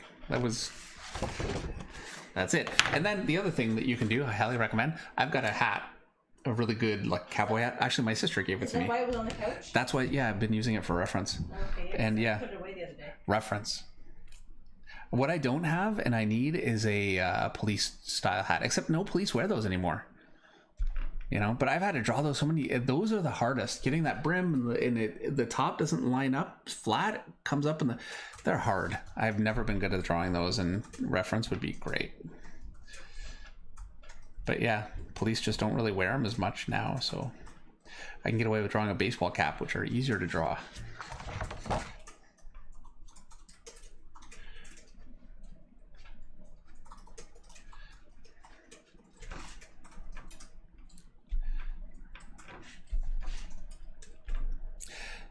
She is not a Mountie. She actually, her husband is in the Navy, and so she was in Alberta for that. There's a naval base there. They were in Halifax for quite a while. Right now, they were in Germany for 4 years, and they're in Princess, PEI right now. They got a nice house out in the country, which was COVID free. Oh, but not now. But now I think they have 3 or 4 cases that can be traced back to Nova Scotia and the States. Well, so no longer COVID free. It's tough everywhere. We have a super chat question from Anthony Gee. Hey Anthony, thank you so much for the super chat. Yes, thank you very much, Anthony. Oh, and then I gotta get back to SCS because he had a super chat too. So first Anthony's question. Hey Dave, I'm learning to ink and I'm finding I tend to grip my pens too tightly and my hand gets tired. Any recommendations for easing up and keeping control? Wow, you know, but he's trying to ease up, which you do need to do. Like when I ink, I don't actually use tape on my pens because I don't press as hard. But I think that took me a bit. But if you're working on inking, you've been doing it for a bit, so it's something you're still facing. So I don't know. Maybe inkers, all the inkers that I know tend to really push quick lines, and they don't scribble slowly and controlled. They know where. I did this last week, but again, it's you have a form that, you know, one side of it's here and one side of it's here, and then you make sure to be able to get the control to be able to go from one side to the other with a really quick controlled line, and that's how you'll kind of learn to relax. But that takes a lot of practice to get to that point where you can pull those kinds of lines well and quickly. But if you're fighting with the line like this the whole way through, then yes, you're gonna burn your hand out. So I would really work on those kinds of line. Let me show you for anybody that's an inker. Now this isn't an inking tool, so well, you know what? Switch to something that's a little bit more appropriate. So this is what all the top cab guys used to do. All the new inkers would come in, and this would be the exercise they would do. You draw an oval like this. I'm not an inker, so this is going to look terrible. And then you would start with thick lines, and so this is the worst already. And go a little thinner and just do a fade. Matt Bang and Joe Weems are laughing at you right now. I know, but this is what they would do, and fill a ton of those. And you can see that it looks like inking, doesn't it? Mm-hmm. Look at that. I'm an inker after all. But really, these kinds of exercises will get you so much control. All right, another question from SCS Powerlifting, who actually has a question this time, a super chat question. Which thank you for this. Yes, I think this is his third super chat. I know. Yes, thank you. Really, again. You finished a drawing and found you don't like how it came out. My wife says I'm too harsh on my work. LOL. Yes. Yeah, all the time. And being harsh on your work is, you want to give yourself a little bit, like be patient with yourself and enjoy what you're doing. If you are not enjoying it, then that's not great, But at the same time, being hard on yourself like that is what will make you great. So I'm a little torn on the answer for that one, because all the artists that I know that really develop are the ones that fight and do the work to get there. So I'd say you're it's not such a bad thing, but you do have to be patient because there is only so much growth anybody can make in any given time. In a 6 months period, if you learn one major thing and you get really good at drawing backs, and you couldn't do that. I know backs are hard, but something big that you couldn't do before and now you have won. That's enough. And then you want to just keep adding to that, but you can't do everything at once. It's not possible. So don't beat up on yourself if you are comfortable drawing some things and not some other things. Work on those things for sure, but also understand that while learning how to draw, it's a relatively easy thing. The theory behind it and how it all works, it requires so much memory work and muscle memory that you just can't develop it quickly. Not that quickly anyway. Dave, we have another super chat from Nick Lobedo. I hope I said that right, Nick. Thank you so much for the super chat. Just a super chat with no question. Well, thank you very much, Nick. And we have another super chat from Kanan White. Thank you so much, Kanan. He says, hey, Dave and Meredith, love your chemistry. Dave, been a fan since the Image Day. Wow. So awesome to see you draw live finally, LOL. Learning so much from your traditional process. I'm able to add to my digital process. Thank you. Well, thank you very much. I'm really, really glad. And, it really is. I prefer to draw traditionally. I'm going to experiment digitally a little bit, I guess. I'm a little torn. I'm not really dying to do it, to be totally honest. I'm going to do it. But it's so transferable. There are things that you can do digitally you can't do traditionally, like being able to resize something if it's not working and move things around on a page. And, so there are advantages, but I really like having this hard piece of paper in front of me and just much prefer it. All right. Another super chat from Nick Suber. Amazing work. By the way, thank you, Nick. Yes, thank you very much. He says, amazing work, David. I love studying your art. 2 questions. 1, if you could work on a title with Robert Marzullo and Jimmy Reyes, what book would it be? And 2, who would do the pencils, inks, and colors? What book would we do? I don't even know. We'd have to. If I was Isaac, I'd say, I don't even know. I don't even know. I'm going to say Spider-Man. Just because, Spider-Man. Yeah, and I would do the... You do the colors. Robert, actually, he's better at colors. Is he? Yeah, okay. he could do... So you'll do pencils, Jim you'll do inks, and Robert will do colors? There you go. There you go. All right. Salvo Millennia. Meredith, I've heard it said that writers are readers. If so, what stuff do you read? Yes, I did used to read a lot. As a kid, that's all I did. I would rather read than watch TV. I just devoured books. Unfortunately, Salvo, I do not have... I don't know if I don't have time to read. I haven't found something I want to read right now. It's a sad state of affairs. Oh, it is sad. Because I love to read, but everything I read right now seems to be rereading books that I've read in the past. I haven't found anything new that I've really connected You know with. what it might be? What? I could be totally off base here, but I went through a bit of a period where it was hard for me to appreciate some artists just because I was jealous.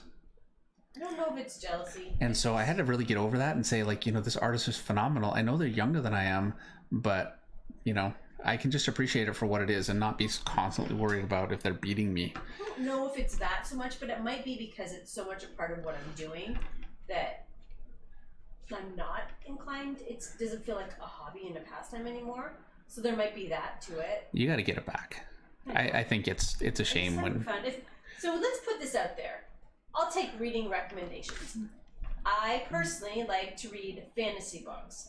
So in the past, my favorite authors have been C.S. Lewis, Anne McCaffrey, David Eddings, Robert Jordan, Guy Gabriel Kay, who's Canadian, Melanie Ron.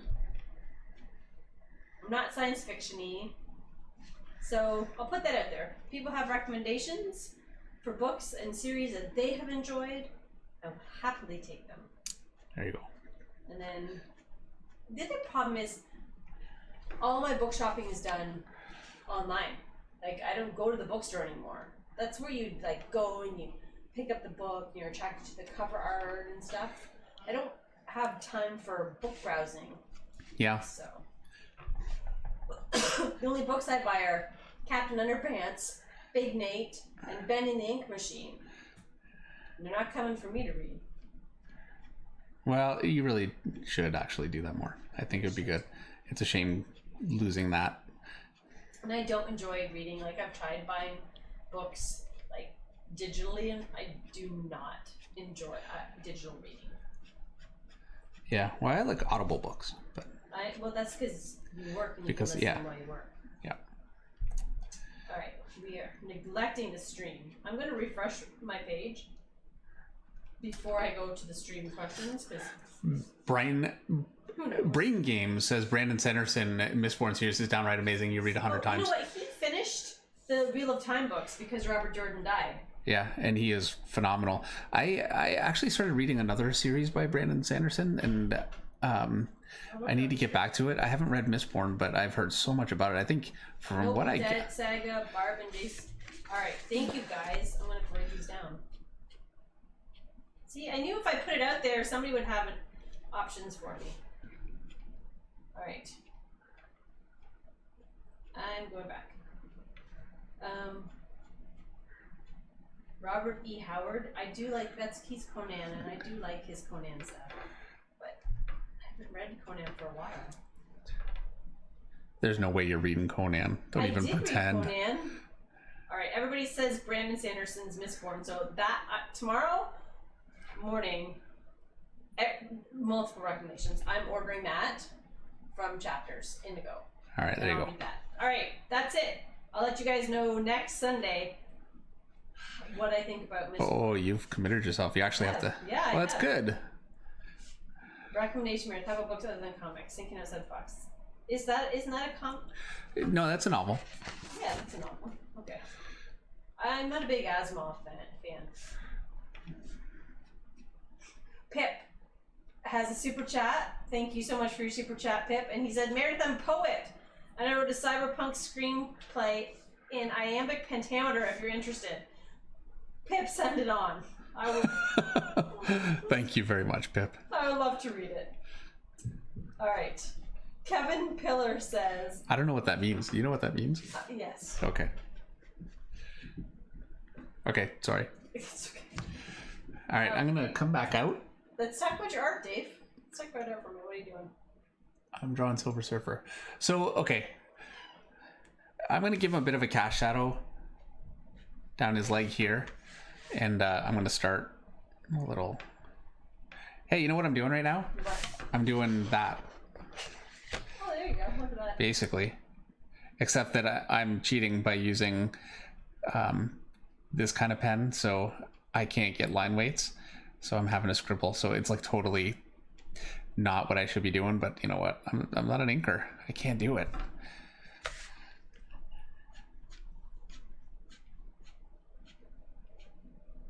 But I want you to notice my fade is coming up from dark at the bottom, so it's still a hard line even though I didn't use a hard filled in shadow.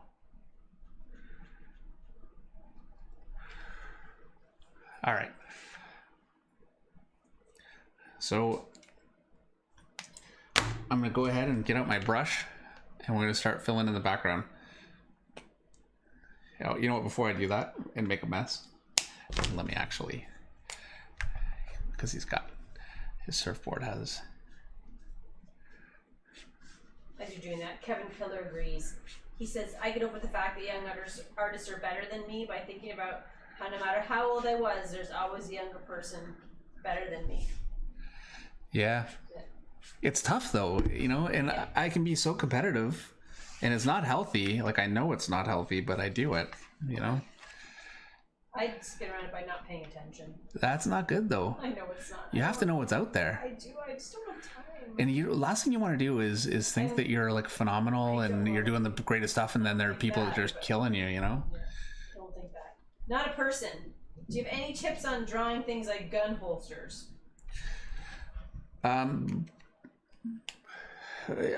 Well,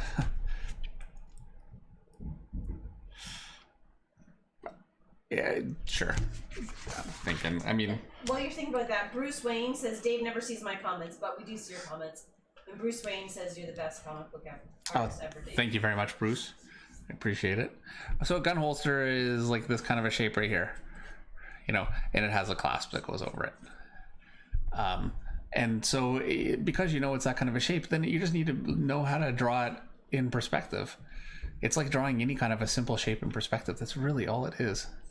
I wish I could say, hey, this and that, but it's just a simple shape in perspective. All right. Is that your gun holster tutorial? That was it, yeah. All right, Ricky the Green Man. Who draws the best Batcave? I want to say Sean Murphy, definitely up there. Greg Capullo is great. Jim, you know what? Probably okay. Jim Lee. I'm gonna say Jim Lee probably does the best one.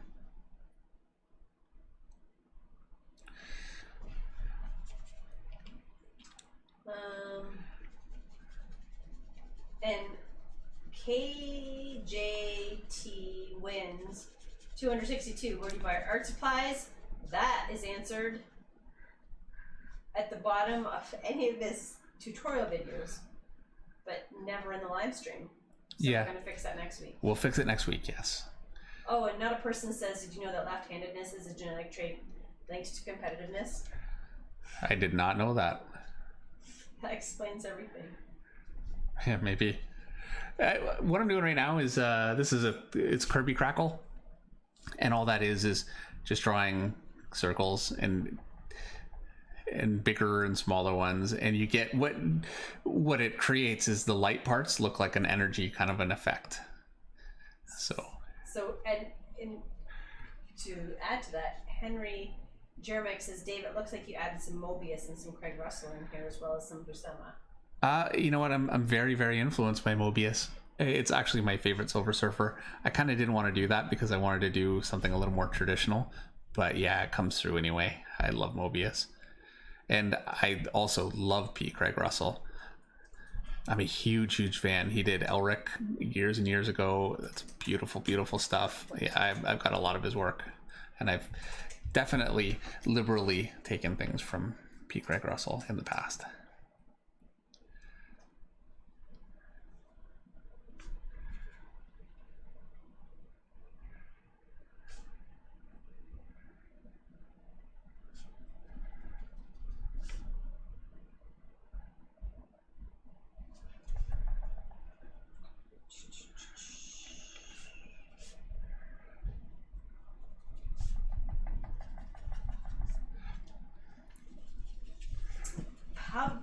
Pablo Fulgencio, as you're working on this, David. Mm-hmm. Any tips for doing storyboards for beginners? You mean like, so not comics, or I think it must mean like storyboards and like understanding how you're gonna layer your pages, maybe. Maybe that's what he's referring to. Yeah. From a comic point of view. Well, from a comic point of view, the big difference between a movie storyboard and a comic storyboard, or a comic layout, I guess, is a movie, you obviously have every panel is the same dimension and size because, the movie screen never changes. And you also have pans and zooms, which you don't have in comics. I mean, you can do a pan and a zoom, but they're not as effective and they're not used anywhere near as much. So what you'll do for a movie storyboard is you'll draw your panel and then you'll draw the whole scene and draw an arrow over top of it. And that will tell the director that you're going from one side of what's in that picture to the other side, things like that, So there are differences there. But as far as layouts go, for comics,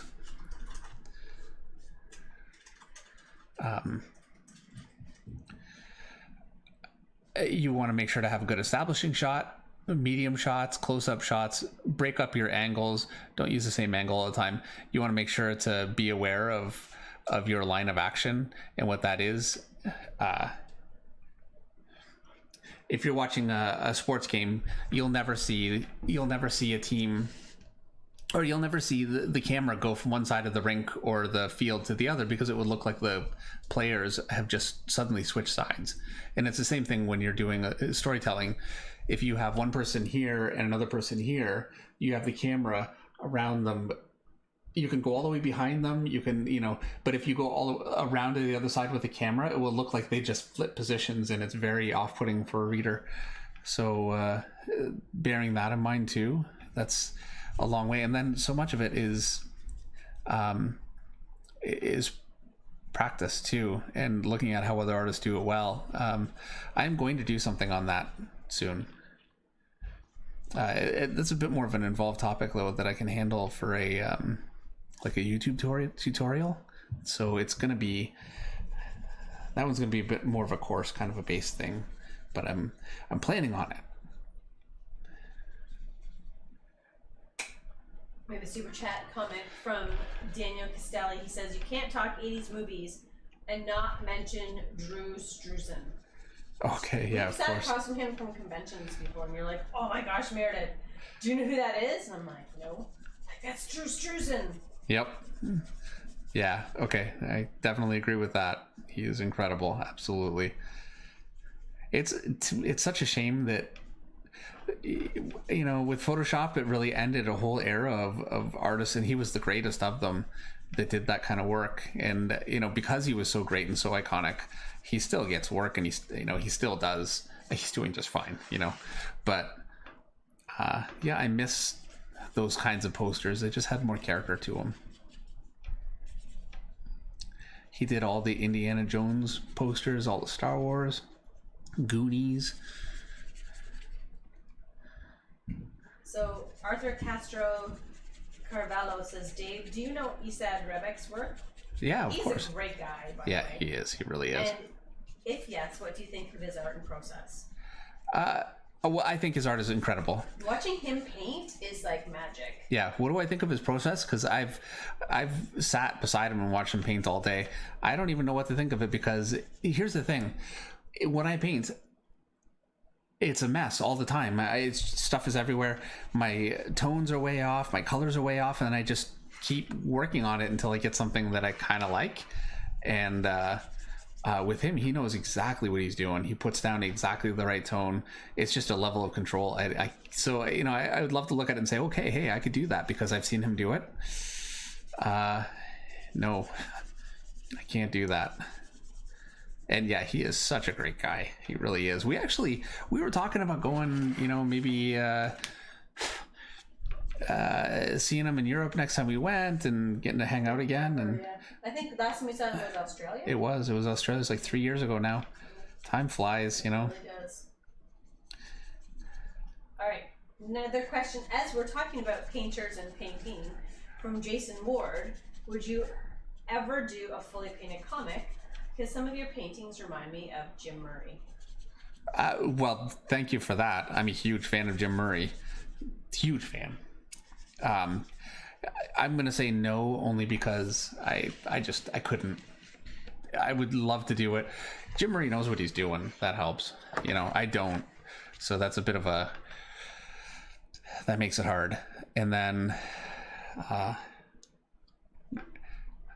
it would just take me so long. I don't know how he was able to do it. And even Jim Murray is not really working in comics that much right now. It's, I feel like the era of painted comics, like that type of painted comic, it's unfortunately kind of past, and I love that kind of work, but nobody's doing it anymore. And I'd love to say, hey, I'll be the one to try and bring it back, but I don't have the skill set to do that. I mean, it would be a boondoggle of like lose our house and be in the poorhouse proportions. All right, so next week you're doing what for your drawing? Spider-Man Venom? Yes. Okay. So here's a question from Ricky the Green Man. What nicknames did you have when you were in the Top Cow offices? You know what? I didn't really have nicknames, thankfully. But I left one day. I had a. Nobody can see what you're doing. Oh, I'm using my tape as a circle. Well, zoom out, Dave. It's okay because you can see the bottom of it. I'm just putting my circle around it. There. just using it to draw a circle. And then I'm going to use the other one to draw a smaller circle, like the inside of it. Because I am too lazy to go and get, you know, the proper tools. All right. Let me use my pen. I had a picture that I had taken in a photo booth back when there used to be photo booths with some friends. And the Top Cow guys got a hold of it. Mike Turner did a trading card of it. So, and it actually got released. I'm sorry, what happened? It was a picture that I did, and I'm like screaming at the camera, and it was those cameras, they're black and white, and they really give you a flash. It was like a horrible looking picture, and I made the mistake of showing some of the guys at work that picture. Next thing you know, Mike Turner did a trading card of that picture, just you know, and they put it out. Awesome. I've actually signed them before. I was gonna say, somebody somewhere's got that trading card. And then somebody else at the studio, so I'm out, you know, I come back in the next day, and I sit down at my desk, and everybody's looking at me like, and I said, what? Like, what? And they said, look at your wall behind you. So I turn around, and that card, somebody blew up, you know, full size, and everybody in the studio did a hairdo on it. So I had like a clown one. Oh, I remember that. You remember? Yeah. Yes, I do. I know exactly what you're talking about. No, I remember those, yeah. That happened, and I never ever forgave them. That was the end for me. I remember that. Yeah, those were painful. Yeah. I still have them, you know. I know. Somewhere. I think I know where they are. Well. One of these times we'll have to bring those out. Yeah. Next week. Week after. Never. Never. We have a super chat question. Let's move right along on that one. Super chat from Steve Hood. Thank you very much for the super chat, Steve. He says, I just wanted to thank you for the stream. Trying to incorporate how you use the tools to get the same result digitally in Clip Studio. Now, does he have a question about that? No, that's just a super chat. Well, I have a suggestion. Okay. Jimmy Reyes has a line of brushes for Clip Studio that you can download. He's got a Gumroad. It's very cheap, and they're all based on actual tools. So he's got. Is it based on like, hey, I don't have a piece of masking tape on my Clip Studio, but I can. You don't need masking tape with Clip Studio. No, I mean like how you just use that roll of masking tape. Yeah. Okay. You know that. You know you can do that digitally. Just put it on your screen. That'll work. But yeah, Jimmy's brushes. Robert Marzullo has brushes also that are excellent. It's a broader range of brushes. He's got a great pencil brush. All right.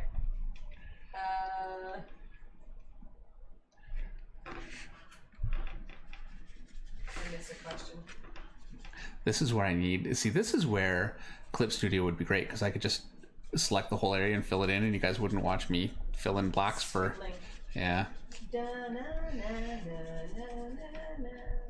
What is your?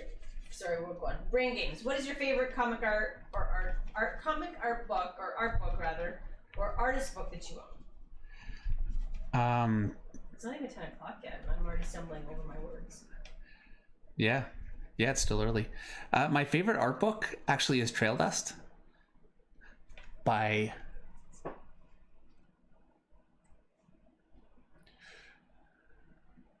James Reynolds.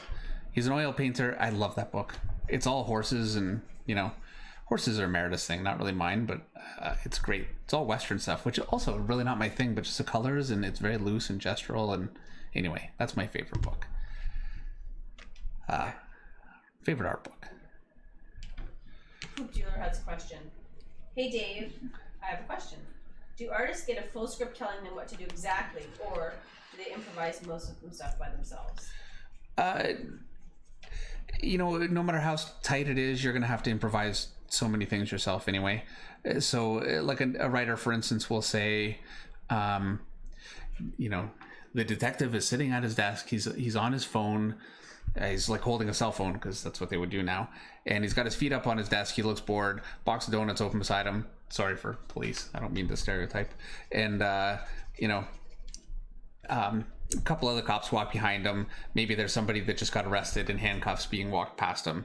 And they described like a whole scene. And so that gives you a lot of information. But then how you actually put that together and how you compose it, those are the choices that you have to make. And that gives you so much room for interpretation. You're drawing what the writers asked for, but you can do that so many different ways. And that's where you really can bring so much of your own creativity and vision to a project.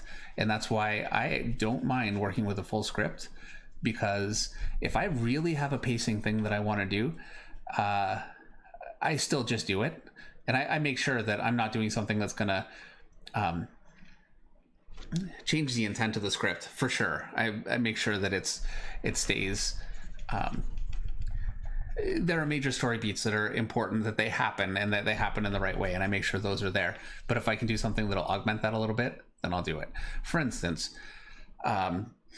somebody attacks with a sword, and in the script it says this character attacks with a sword and the other character blocks. Well, and they attack from off panel, and it's the surprise.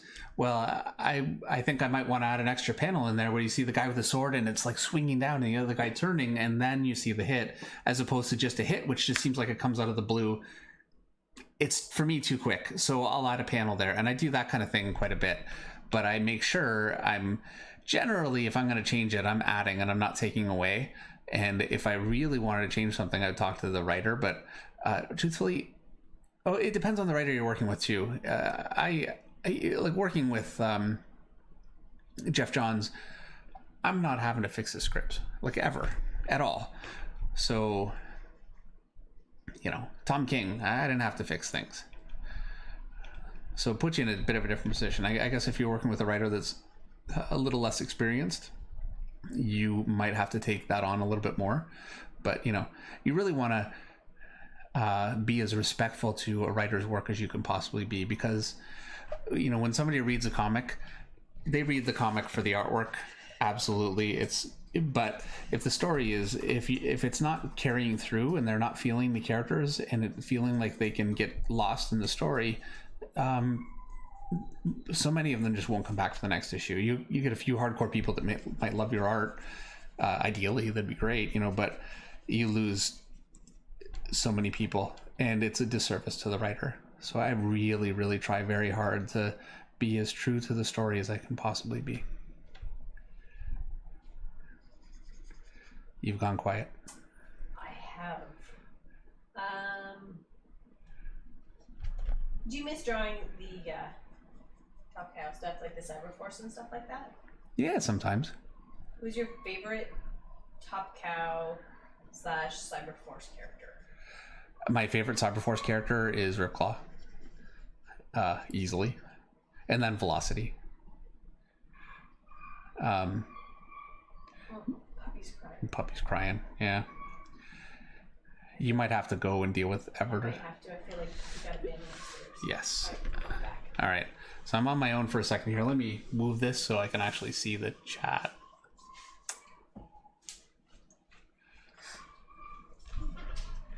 Dave RGB says there's so much lag happening. I'm very sorry. Maybe everybody's home because it's a holiday weekend. And K Twins, David, what are the ways you can study the male and female anatomy? Really, you only need to study a male anatomy for anatomy, because all the muscles are in the same spots. Everything's the same. And then once you understand, or study female anatomy, whichever you're more comfortable with, and then you learn male as a jumping point from that. So your proportions are different. The hips will be a little bit bigger. Obviously you have breasts, and you need to get comfortable drawing those kinds of shapes. That took me a little bit, but it can be very easy to make them just look like they're not sitting properly. So there are a few different challenges, but really concentrate on the one that you're more interested in and you're more comfortable with at first. Get all the anatomical structure down, learn where all your muscles go, and once you have that, then you can start to experiment drawing different body types, people that are heavy and people that are really thin, and old and young, and try everything, and find artists that do all those kinds of different things, and then draw from life also. Like take movie stills. There's so many things you can do.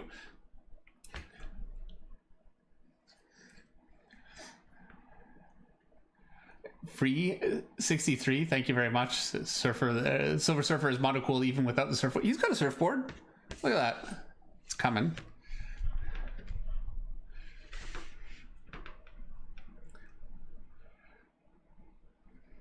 Well, I'm sorry, guys, that we're getting a lag.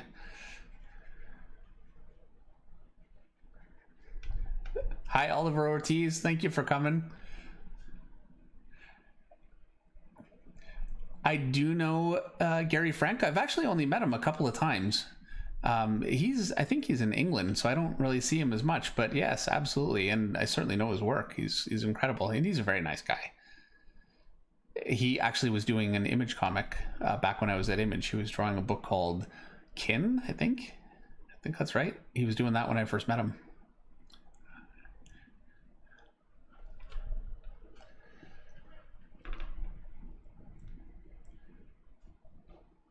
Johnny Cage says puppy's always a priority. Yeah, absolutely. I have a feeling the puppy's gonna end up coming down here for a bit. So I've got my shadows finally. Oh yeah, I've got an error. YouTube is not receiving enough video to maintain smooth streaming. I don't know how to fix that. I'm sorry.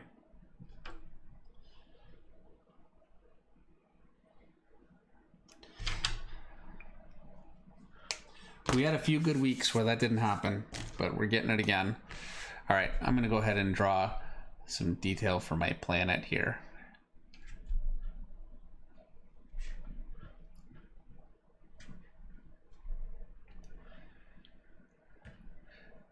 I retain the same energy from a sketch. Not always, anyway. I mean, sometimes you lose some of it, but that takes just practice and getting comfortable with how you're gonna shadow something. Another thing that I really do is I use really hard and rigid shapes. Like I'll draw much more straight lines with jags in them as opposed to just curves, and that certainly helps too.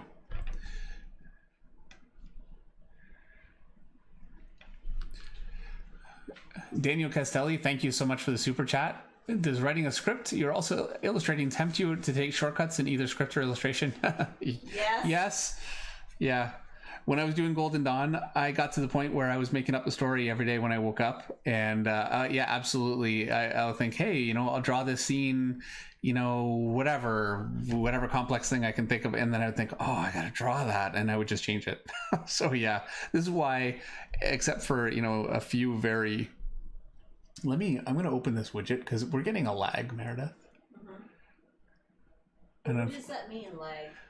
We have a poor stream status. That just means our stream health is poor, and Everett's not streaming, right? No, it could just be like everybody, it's Sunday, it's yeah. hot, everybody and their dog is online.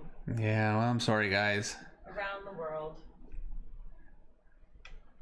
What's your ETA on that? 5 minutes. Okay, because Everett is streaming in 8 minutes.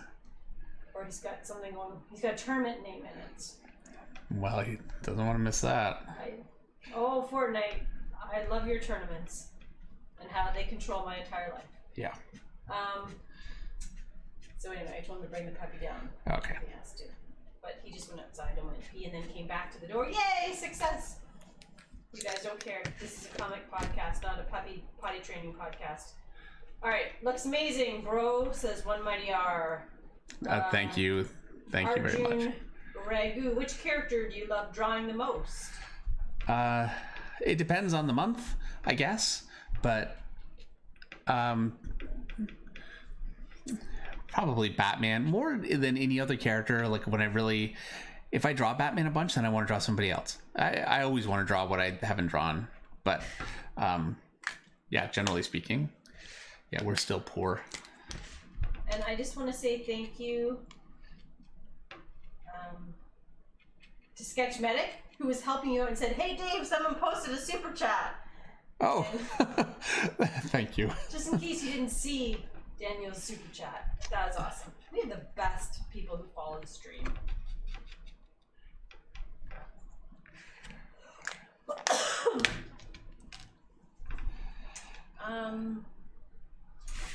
Vincente Castro.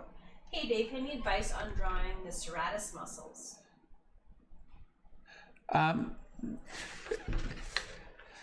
They connect like this, which I'm sure you know, but then that looks very flat. So just giving them a bit of a,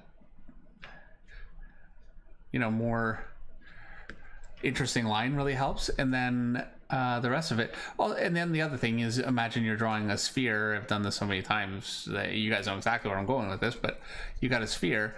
If you have another ridge on it, it's thinner, and then another one would be thinner. You do the same thing with serratus muscles. You don't want them to all be rendered the same way. You go thicker. Now, you don't really see this on this one because I'm not really drawing solid shadows much on them, but that would be it.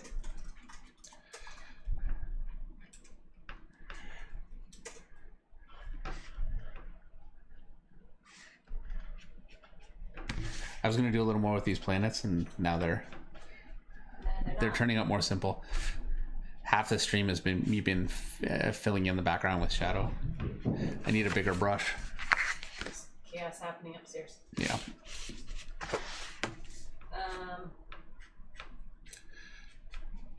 Sean C. Blakely says the work here far outweighs a little bit of lag. Thank you guys. That's awesome. Yes, thank you. And hopefully next week this won't happen again. This is not the first time. Our first stream we had this problem, and this one seems like it's more persistent too. Here's kind of a fun question. DPLA Art, what is your best fan experience? Oh, geez, I've had so many. I've met, friends that I've had for years at conventions. So, yeah, I'm not sure. That's a really tough one. And I'm so bad with, examples like that. You know what I mean? When you say, like, name the craziest thing you've ever seen, I'll just go blank. But Daniel Caselli gave us another super chat. Thank you again, Daniel. All these people complaining about the lag, did they ever pay $30 to watch Todd McFarlane draw stick figures? And then he says, okay, I'll stop dumping on McFarlane now. That's been fun. Yes. And then Jimmy says that the video has been smooth on his end. So it must be some areas have a lag. Like well, we're getting it here. We actually have a lag. Yeah, so, and since we're the ones streaming, we're putting out a lag. We are putting out a lag. It's all on us. It is. It's us. Can't take us anywhere. But that's true. You should bring down the dog really quickly and show him the dog before we go, because I'm almost done. All right, go get Puppy. All right, we're bringing down the dog. He's very cute. You'll be famous. Yeah, we have two Irish Wolfhounds now. The older Irish Wolfhound, she's a year old. She won't come downstairs for 6 months. For 5 months, we wouldn't let her come up and down the stairs because you have to be very careful with her joints. And that was such a long period of time. And she's such an obedient dog that now she refuses to go up and down stairs. So if I would have known that, I probably wouldn't have done that. So we're not going to do that with this one. Hopefully we'll have, and now I'm hoping this one will encourage our year-old Wolfhound to give it a try.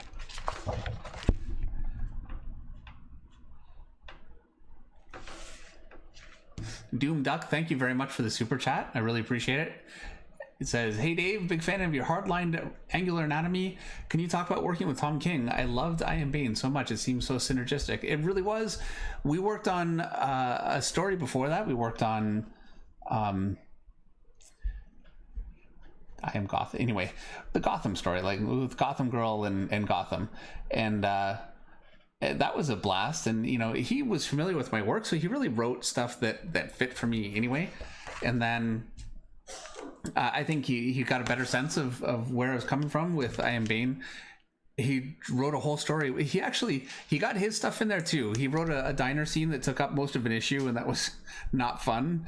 I think he knew it wouldn't be, but then in return, I got issue after issue of Bane, and he really actually did open up the script and give me a lot of room for interpretation. I could just kind of draw what I wanted to draw. All right. You can take them. All right.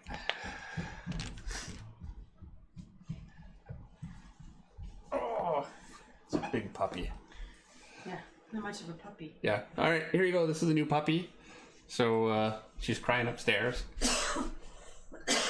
And she's looking pretty uncomfortable. You better take her. I don't want to make her uncomfortable. I'm forgetting that he. I'm just going to sign the picture and we're just about done. Come here, love bug. That's. Oh, yes. He's going to snuggle on the couch with me. Puppy.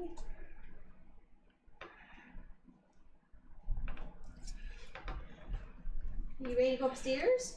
All right, I'm going to sign my name. And we're wrapped up just about for another week. So thank you very much for coming out and watching Silver Surfer. It's a lot of fun.